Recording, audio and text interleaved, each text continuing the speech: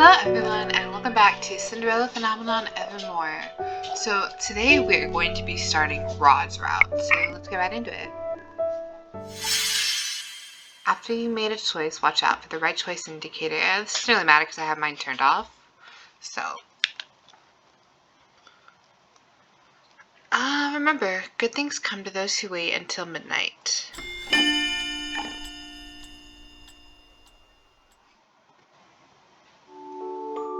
Once upon a time, in a land far, far away, there lived a princess. She was known as the Ice Princess, named for her frigid heart and unyielding coolness towards others. The princess shunned all who sought to help her. She was scared to go out into the world, so she locked herself up in her palace. Then, one day, the Ice Princess became the victim of the infamous fairy tale curses and was forced to go from riches to rags. As the princess struggled to come to terms with her new life, she met a very special man. The two endured much strife, helping each other overcome various ordeals, but in the end they emerged victorious. The special man thawed the princess's ice-cold heart and dried her dampened spirits. The two vowed to love each other for the rest of the time. They lived happily ever after. But what happens after happily ever after? Alright, so let's see what's going on. I'm going to keep the name the same.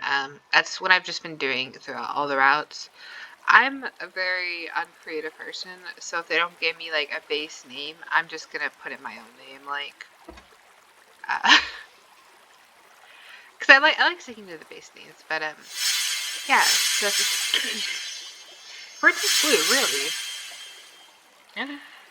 Yeah. So in case y'all are wondering, I'm kind of just following the route of how the original Cinderella Phenomenon is recommended to play it in, where it's Karma, Chevalier, Rod, Fritz, and then Waltz.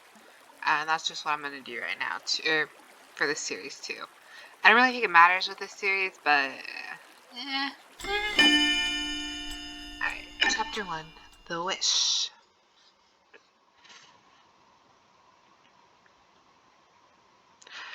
Is this truly what you want, Prince Rod? Remember that a wish is different from a curse. Once it's been cast, it cannot be reversed. I'm sure. I've been pacing in front of the palace gates for what feels like an hour, unable to stand still because I'm so agitated. Hey, Parfait is here! Where's the message? He was supposed to be here 30 minutes ago. Could it be that Rod has forgotten to write to me? My heart drops. He will not forget. Right? It is this depressing thought surfaces as the messenger approaches the gates. Good morning, Your Highness. I can't help the sigh that escapes my lips. You've arrived later than usual today. Do you have any letters for me? Indeed. The messenger rummages through his bag until he pulls out an envelope embellished with intricate golden swirls. He hands it to me with a flourish. I recognize the envelope's design immediately. Rod always uses the same stationery. I also have one letter for His Majesty and another for Princess Emmeline. I can deliver them. But, Your Highness, it is my job. I insist. Shall I make it an order? I don't know why it sounded kind of sassy. Oh my gosh. I don't think she's that sassy. I think she's just like, you know, boss bait. Oh god, I don't want to say boss bait. That reminds me of Evelyn's. Anyway. Baffled, the messenger hands the letters to me. Thank you. No, I should be the one thanking you. Have a pleasant day. I turn toward the palace as the messenger departs. Emmeline is in the middle of a lesson, so I shall deliver her letter to her afterwards, but father should be unoccupied. I find the king on his throne, eyes glued to a piece of parchment in his hands. He looks up when I step into the room. Good morning, Lucette. Good morning, Father. Father, I only started calling him that about a year ago when the two of us first began trying to mend a relationship. It was awkward at first, but even so progress is a step forward. I have a letter for you. Father raises an eyebrow and glances at the envelope in my hand. Is there any reason you are delivering this letter? I was already waiting for the messenger. Ah, this is the first letter you received all week, isn't it? Now I understand your enthusiasm. I turn away, inwardly cursing the heat in my cheeks. father chuckles. To be young and in love. He accepts the letter from me and pries open the seal. If you do not need me for anything, then your excuse, Lucette. I curtsy before heading towards the door. Behind me, I can hear the king chuckling. I turn curious and am surprised to see him grinning. I wonder what Rod wrote to him, but I cannot help but wonder as I exit the throne room. In my room, I perch myself on the edge of my bed and undo the seal of the envelope. The parchment smells so much like Rod's perfume, it makes my heart sink. I miss him so much. I unfold the paper to start reading. Lucette, I apologize for my belated response. I've been so busy with preparations for the Queen's birthday that I barely have had a moment to myself these past few weeks. I told you before how ridiculously we had the party at Brugantia, right? Oh, I see. So in this scenario, he is doing the exchange program with Brugantia. So I kind of wonder if we're going to have more Lance and Evelyn action going on, maybe an engagement. Could be spicy. You know, I don't enjoy the kind of decadence, so you can imagine how uncomfortable I was being forced to socialize with Brugantia royals for an entire evening. It was a nightmare. I cannot help but smile as I imagine the scowl Rod must have been wearing that night. But I'm happy to say my hard work has paid off. The Queen was delighted with my dance choreography. I'm not surprised by the Queen's praise. I knew how skilled a dancer Rod is. I set the little letter down my lap with a sigh. Unbidden, I find my mind wandering back to the day Rod was whisked away to Brugantia. It was shortly after Parfait granted Rod's wish. Claude offered him a position as a Brugantia's royal dance instructor, and Rod immediately took him up on the offer. He insisted that he wanted to prove himself worthy of my hand. He needed to recraft his reputation from the ground up. I insisted such a thing was unnecessary, but Rod was unwilling to compromise. Oh no. I turned back to the letter with a sigh. I hope all's well within the palace and that Em isn't causing you too much trouble. I miss you, Lucette, and I can't wait to see you again. I promise to write again soon. I love you. P.S. Sebby says he misses you too. I miss Sebby. The letter ends there, and it's a good thing, for my vision has started to blur with tears. I wipe them away with the back of my hand. He did not even bother to say when he plans on visiting next. Does he even miss me? I clench my fingers into a fist, and I startle when I notice the electricity. Sorry, I thought my dogs were going to start biting at my knuckles. I close my eyes and take a few deep breaths, and when I open my eyes again, the sparks are gone. My magic is a temperamental thing, which is why I've been consciously toned down my emotions until I've mastered. Which is why I have to consciously tone down my emotions until I've mastered my magic completely. It does not help that my position as the temporal bearer makes my magic more sensitive to negative emotions. If I'm not careful, the negativity overwhelms my rationality.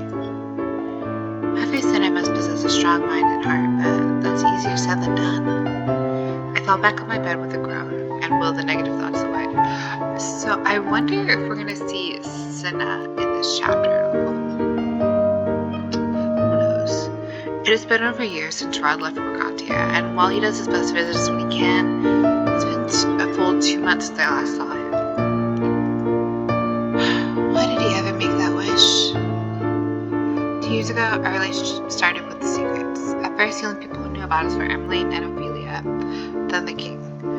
Even then, Rod and I were not related by blood and had never grown up together. We were still wary of how our relationship must appear to the public. That was why we did not share a relationship with the populace. Still, secrecy was hardly a solution. In the end, we turned to magic. Fairies can grant wishes? How did I not know this?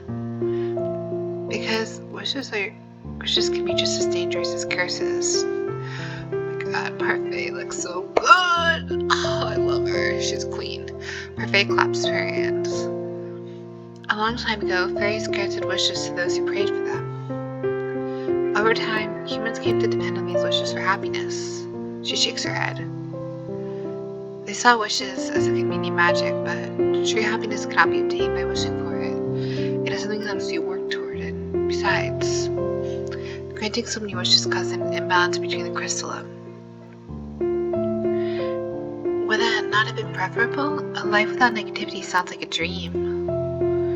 And it shall remain a dream. The Ten Realm exists for a reason. Remember that there is no light without darkness, Lucette.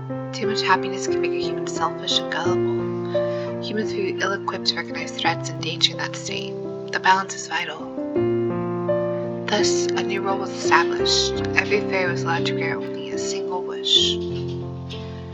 If fairies have been able to grant wishes this whole time, then why weren't wishes used to counter the curses during Mother's rule? You know that witches cannot remove their own curses. The same is true of fairies. We cannot nullify a curse with the power of a wish.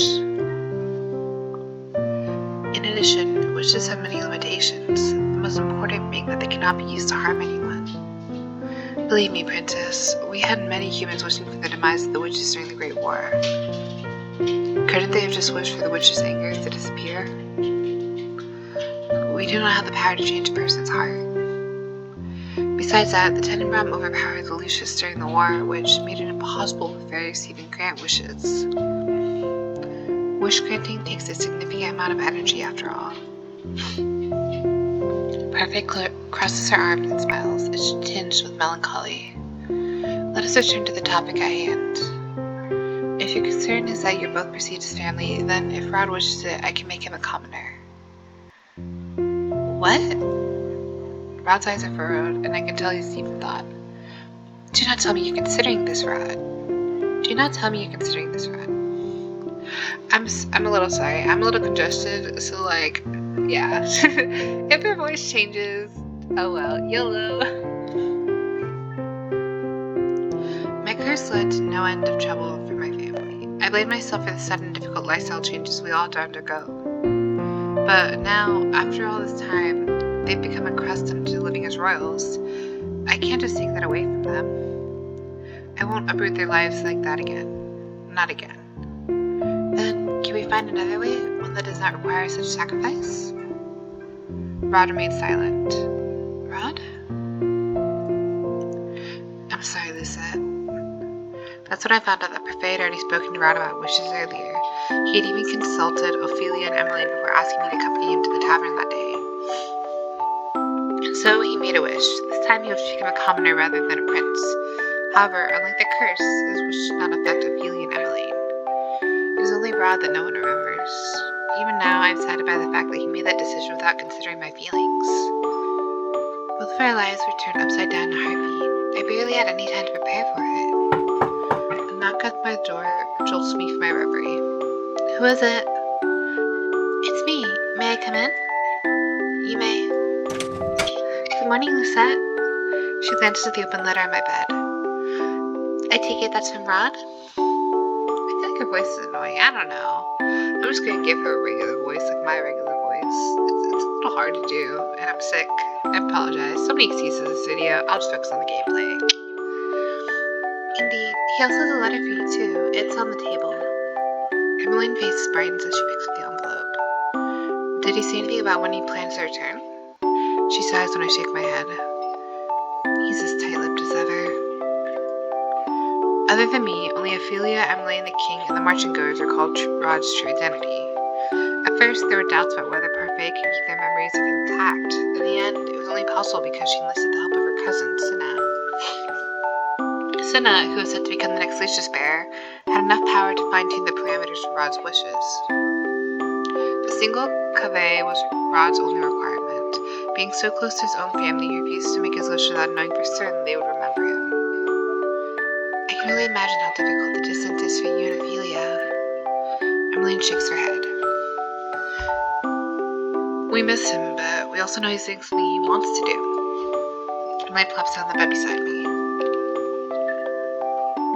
What he's doing is unnecessary. Brado says that what he's doing is for both of us, yet he made the decision to go to Brugantia on his own. Emmeline gives my hand a gentle squeeze. You know, he only went because he felt he needed to prove himself worthy of your hand. Why does that even matter? Ophelia was a baker and father married her. Rod loves you, Lucette. That was apparent to all of us. It's why we decided to support his decision. We want you both to be happy. Emmeline pats me on the shoulder, then rises from the bed with a smile. Ah, look at really meant to come in and check on you, but I've taken up so much of your time. I'll show myself out now. I don't want you to be late for your magic lessons. Thank you, Emmeline. Of course. I'm always happy to help. Emmeline gives me a quick hug before leaving. I return my attention to Rod's letters. I should probably write back, but I'm still irritated he did not provide a date for his next visit. How long does he plan on keeping us waiting? Do not write back. I did not think writing him right now would be wise, especially when I'm likely to write something I may regret. I will send him a letter once my anger has cooled. I glance at the clock, realizing it's almost time for my magic lessons with Waltz. I take a deep breath and will away my gloomy thoughts before heading to the forest. It's been 3 days since I received Rod's letter, and I'm still agitated by it. Does he not miss me? Lucette! Conjuring shield at the last minute, just barely managing to block Waltz's magic as it comes racing toward me. You were distracted. If this was a real battle, you would have been hurt. Sorry. Waltz sizes the rubs back of his neck. Let's call it a day. Okay. If you don't mind me asking, is this about Rod? No. Liar. Waltz just smiles at me innocently when I scowl at him. You're as easy to read as always, princess. Are you sure you don't want to talk about it? It's nothing. Doesn't seem like it. It's just, being in a long-distance relationship is difficult. I never wanted this. A dent appears between Waltz's eyebrows. I cut him off before he can respond. Forget I said anything. I apologize for wasting your time today. I'll do better next time. Waltz looks at me worriedly. Would you at least like to stop by the Marchand before heading back to the palace? I'm sure Lady Parfait and Delora would be glad to see you. Anise too. It's been a while since you visited. I think I would like that. It'll be a good distraction from my thoughts. Waltz and I walk back to the Marchand together. Thankfully, because he's a witch, so well trusted by my father, there's no need for a night escort today. The quiet companionship is nice. Waltz does not bother me as I mull over my thoughts. Princess! Anise greets me first when I step into the Marchand. Hello, Anise. It's been a while. It's been weeks. Please make yourself at home while I prepare the Marchand's special hot chocolate. I look through the doorway into the notably empty tavern area and raise an eyebrow. Do you not have any customers today? We closed early today for a restock. I see. Anise smiles again before disappearing into the kitchen. I take a seat at the study. Waltz sits across from me. I look around and realize how quiet the Marchand is. Even though it's been 2 years since I left this place, I'm still not accustomed to seeing it so empty. It's hard to believe this place was so crowded before, but now... The Marchand is just an ordinary tavern. Anise and Waltz are the only boarders who remained after I started breaking the fairy tale curses. Garland and Julian have returned to the Order of Caldera, and Chevalier Disciplinary.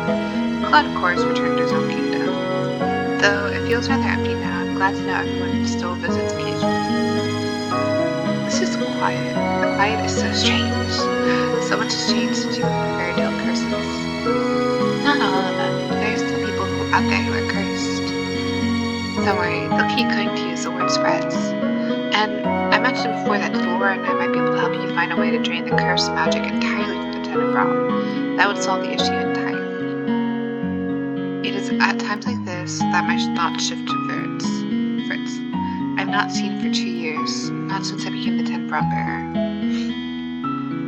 Smith, who is now the fairy's prisoner, confessed to inflicting the fairy tale curse upon him. When we asked him for Fritz's location, he refused, claiming it was too late to reverse the curse. Even now, we have no idea of Fritz's whereabouts. What, are you thinking about Sir Fitzgerald? I look up in surprise. How did you know? You've been worrying about him ever since you found out he was cursed. Right now, all we can do is have faith he'll return one day.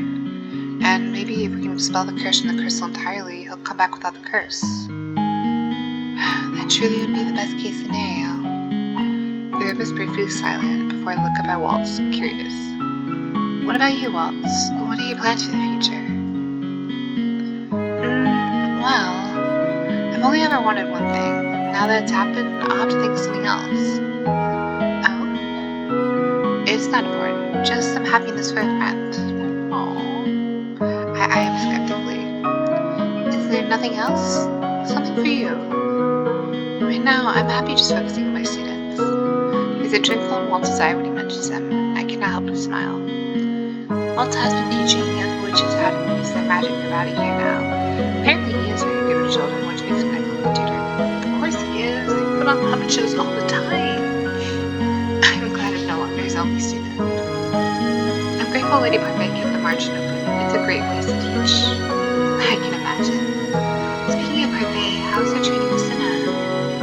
I've only met Cinna once, and that was when Rod made his wish. I did not know much about him, save for the fact that he's Parfait's cousin, and next in line to be fair with the Crystal of Lucius. I've only met him once, but I can tell he has a strong personality. Cinna's very talented, but he can be difficult. That sounds like him. Right, but if anyone has smoothed out frayed edges, it's Parfait. Anise returns with 3 mugs of hot chocolate. We spent some time catching up. Later, after I've drained my mug, I excuse myself to head back to the palace. Unfortunately, because it's late, I did not have the chance to see either Parfait or Delora. But there's always next time. I say my goodbyes to Niece before heading back to the palace with Waltz as my escort. Later, after Waltz leaves, I'm walking toward my room when a maid appears before me. She bows. Good evening, Your Highness. His Majesty has asked for you in the throne room. Father, what could you want from me at this hour? I'll be there shortly. The maid bows again before walking off. Father is standing in front of the window when I arrive, his gaze far away. You asked for me, Father?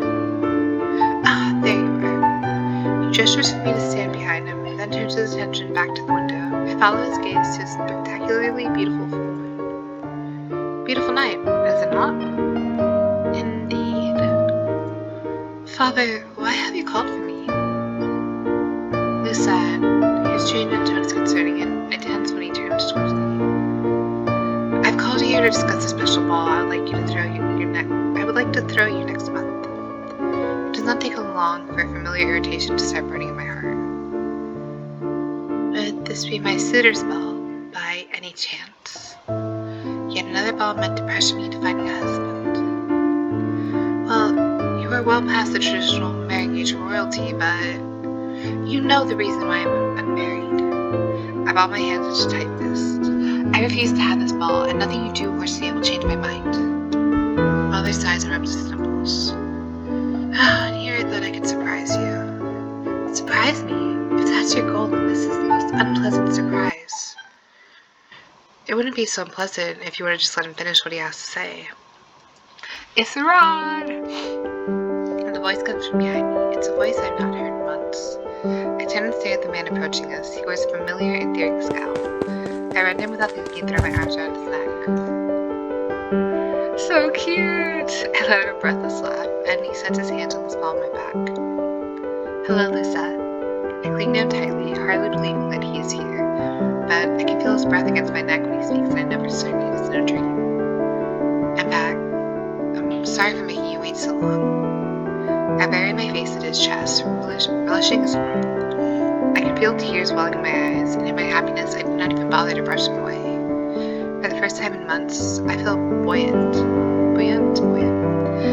It's been so long since I've embraced him. Eventually I pull myself away and try to compose myself, but I cannot wipe the smile from my face. What are you doing here? Why did you not tell me you were coming? I turn to Father. What's going on? You remember that letter you gave me a few days ago? He told me to expect him on this day, but did not tell you because he wanted it to be a surprise. And the ball? Father laughs. It will be a celebratory night, not a suitor's ball. Because of your hard work as a tenor bearer, the kingdom has known peace for the first time in a long time. Lucette, it's only natural we show our appreciation. I misunderstood. Father, I apologize for jumping to conclusions. Father waves a dismissive hand. There's no need to apologize. Now, I shall leave you two alone. I can imagine you have a lot of catching up to do. He smiles at us before taking his leave. When we were finally alone, I turned to Rod with a scowl. Why do you have that look on your face? Let me guess, you're mad because I made you wait so long? Lucette. I did not want to snap at him, not when he's just returned. Rod takes another step forward and I'm about to tell him off when I feel his arms around me. I know you're mad I had to leave for so long again, and for that I apologize. I close my eyes and sigh. My irritation dissipates slowly as I soak in Rod's warmth. How is it that he's able to cool my anger so quickly? I step away from him, putting enough distance between the two of us that I can see his face. Rod runs a hand through his hair and smiles. So much for making this a surprise. I would have preferred you notifying me. I should have realized. I do like surprises, they just have to be the right kind. Rod sighs. I'll have to do better next time then. A soft but comfortable silence ensues after he makes his promise. I take advantage of the moment to study him. It has only been 2 months, yet it feels like he's changed so much since I last saw him. Stop staring at me like that. Rod turns away, his cheeks dusted pink. But he's still the same awkward Rod. I pause, realizing a certain plush toy is conspicuously missing from his shoulder. Where's Subby? He's back in my room. You know how much he babbles. I don't want him to ruin the reunion. At least he can't read your thoughts anymore. That doesn't stop him from trying to do it anyway, and he succeeds most of the time. Rod has a hand onto his hip. How have you been faring lately? I've been well, all things considered. And the nightmares? Ever since I became the Tenenbaum Bear, my nightmares have been more intense. It's an unfortunate side effect of the negativity gathered in the crystalline. The nightmares are worse whenever I'm under a huge level of stress. My nightmares have intensified these past few months on account of my worry for Rod. But he just came back. I don't want to worry about such things. Rod frowns when I do not answer. They're getting worse, aren't they? They are, but they're still manageable. Rod closes the distance between us and it wraps me in his arms. I'm sorry. I know it's my fault. You're not to blame for this. I'm the Tenenbaum Bearer. Having nightmares is just an unfortunate side effect of my job. But I made them worse. That I cannot deny. I gently push Rod back so that I can look at him. That is why you need to make it up to me. I'll do my best. I don't know what that's... Anyway, he said the words with such a serious expression that I cannot help but giggle. Why are you laughing at me? I missed you, Flower. Rod sighs and shakes his head. Do you have to point out every time my face changes? If it embarrasses you, then yeah. He clears his throat. Anyway, I will make it up to you. How about we go somewhere together soon to help you relax? I stare at him. The two of us? In public? My heart flutters at the thought. We've been hiding our relationship for so long that we've been unable to go anywhere together in public. So long as we're discreet, I think we can make it work. Where do you want to go? Le Forest. It's been a while since we last visited the forest. I hear that there are apples in some of the trees now, and the two of us used to dance there. It was always my favorite time of day. It is as if Rod can read my mind. He raises an eyebrow and smiles. It's always been a good place to dance. Yeah. Alright then, forest it is. And we could avoid crowds altogether that way too. He glances out the window at the moon hanging high in the sky. It's late. You should get some sleep. I would escort you back to your room, but the last thing I want is to start unnecessary rumors. It is a shame, but he definitely has a point. If the servants saw him leading me back to my room now, they would all be confused. Rod is, after all, still a visitor in these halls. I must be making a face because Rod grins as he sets a hand on my shoulder. Rest assured, I'll still be here in the morning. I stare at him in surprise. Wait, are you staying the night? Rod nods, smiling. I'm shocked into silence. Whenever Rod comes to see us, he usually always stays the night in the margin to avoid unnecessary gossip regarding his visit. I'll explain tomorrow. When I continue staring at him, he rolls his eyes. I'm not a witch, you know. I can't teleport to Brugantia that quickly. I promise I'll be here first thing in the morning. I will hold you to that promise then. I turn to smile before leaving the throne room.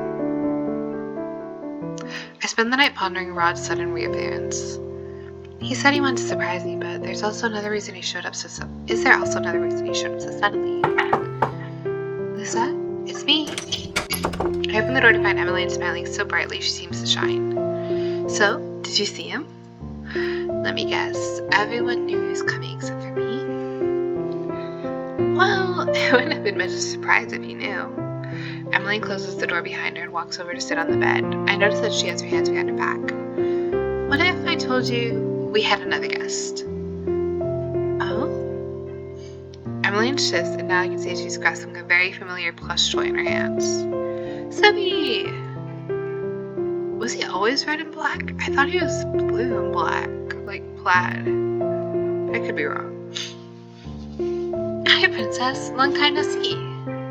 I reach forward to pat him affectionately on the head. It's good to see you again. I hope you've been taking good care of Rod. Of course. I've been standing in for Ophelia this whole time. I'm glad Rod still brings Sebby around with him. Emily sighs and falls back against the bed with a content smile. It's really so nice to have Rod and Sebby back. You should have seen Mother last night. She was in tears. My heart sinks when I notice Emmeline's gloomy expression. It's unfortunate we can't openly show many affection. Right, because the servants and nobles would be confused to see the royal family treating an outsider with such fondness. I'm sorry. Why are you apologizing, Lucette? You didn't do anything wrong. I'm the reason Rod is no longer part of the family. I'm the reason he's no longer your brother. Nonsense. No matter what, Rod is still and will always be my little brother. Little brother. Emily laughs. I know he definitely doesn't look like it anymore, but it's not like his height changes anything. She smiles wistfully. When we were younger, I remember adamantly telling him he would never be as tall as me. He snapped at me, and from that day on, drank at least one glass of milk every day. It sounds to me like nothing's changed. Rod still drinks at least a glass of milk a day, you know. The thought of a younger, irritable Rod makes me smile. Oh! Emily sits up suddenly, staring at the clock. It's true, time really does fly when you're in good company, but it's not time we get going. Emily grabs my hand before I realize what's happening. She's pulling me out into the corridor with her. Wait! Where are we going? Have you forgotten, Lucette? It's time for our dance lessons. We don't want to be late for introductions. Dance lessons? What are you talking about? I didn't have dance lessons. What is all this of a sudden? Well, Mother thinks you should begin taking it. Oh, shit. Mother thinks you should begin taking it. Father even took the liberty of inviting one of the best dance instructors to Aunt Jail. Emily winks as she pushes the door to the third wheel. Everything that I have been thinking falls into pieces the moment I enter the chamber and see Rod speaking with Father and Ophelia. Rod? Meet our new dance instructor. I hear he has quite the reputation in Brugantia. There's no need to exaggerate that. Exaggerating? Never. I speak only the truth. You're finally here, Lucette. I had no time to fill you in last night, but as I'm sure Emily explained, Rod is officially our new royal dance instructor. I stare, baffled. Did they know about this too? Rod clears his throat. His Majesty tells me you require instruction in traditional Brugantian dancing. His lips quirk mischievously. I imagine you have a long way to go before you can boast about your skills. I will make you swallow those words. Good. That's the kind of spirit I like to see. Father crosses his arms and smiles. You understand that? Rod will be staying with us as our very special guest until the ball. Until the ball? What happens afterwards? The mischief fades from Rod's face abruptly. He turns away, eyes distant. Is he gonna leave again? Listen, let's not think about that now. That's right, let's focus on the here and now. Ophelia and Emmeline's optimism lifts my heart. Ophelia has a point. I should make the most of this time. After the appointment, Father and Ophelia turned the discussion to the ball. Ron approached me in no time at all, his fingers are in a lace through mine. Please be patient with me, Lucette. I have a plan for the future, I promise. I squeezed his hand back and nodded. I hope he's right. I hope that this time I will not have to wait long. And that should be the end of chapter 1. Perfect. So yeah, so that was the end of chapter 1, and I will see y'all in chapter 2. I don't know if it was just me that made this chapter long, but I feel like this chapter is long. Maybe I'm crazy. Who knows, right? Alright, I'll see y'all in the next one. Bye.